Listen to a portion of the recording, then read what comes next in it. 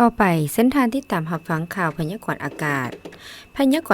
ประจำวันที่19ธันวาคม2025ความกดดันสูงของอากาศเย็นยังจะปกคลุมอยู่ทั่วทุกภาคของประเทศลาวโดยกำลังอ่อนหาปานกลางสมทบกับกระแสลมตะวันออกพัดปกคลุมซึ่งจะเห็นให้อากาศยังจะเย็นในตอนกลางคืนหาตอนเช้าอยู่ทั่วไปและอากาศจะหนาวเย็นหาหนาวเย็นหลายอยู่แขวงภาคเหนือแขวงไส้สมบูรณ์และเขตภูเพียงบริเวณพร้อมจะมีฝนตกในระดับคอยและมีลมพัดแรงอยู่บางท้องถิ่นตื่มอีก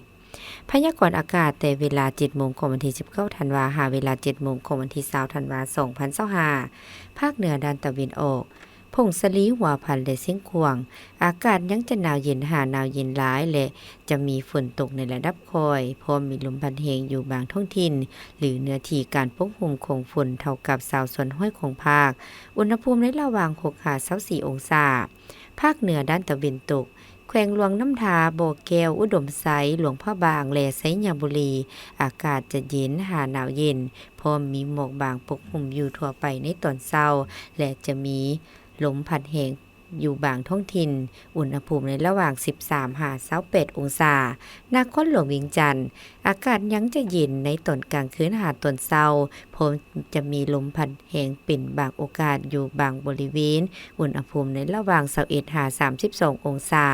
ภาคกลางอากาศเย็นในตอนกลางคืนหาตอนเช้าพร้อมจะมีลมพัดแรงอยู่บางท้องถิ่นอุณหภูมิในระหว่าง15-32องศาแขวงไส้สมบูรณ์อากาศยังจะหนาวเย็นพอมีหมอกหนาปกคลุมอยู่ในทั่วไปในตอนกลางคืนหาตอนเช้าอุณหภูมิในระหว่าง13-30องศาภาคใต้อากาศเย็นในตอนกลางคืนหาตอนเช้าและจะมีลมพัดแรงอยู่บางท้องถิ่นอุณหภูมิในระหว่าง15-34องศา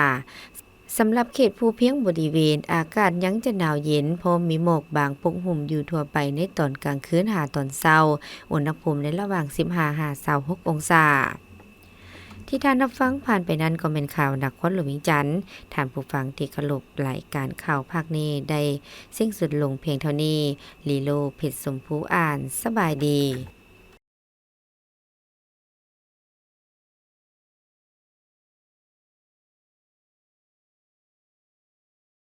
ลีโลเพชรสมภูอ่านสบายดี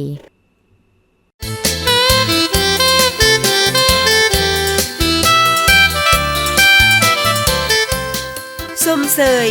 น้ำใจบรรซาดที่ส่งธันวามั่นยืน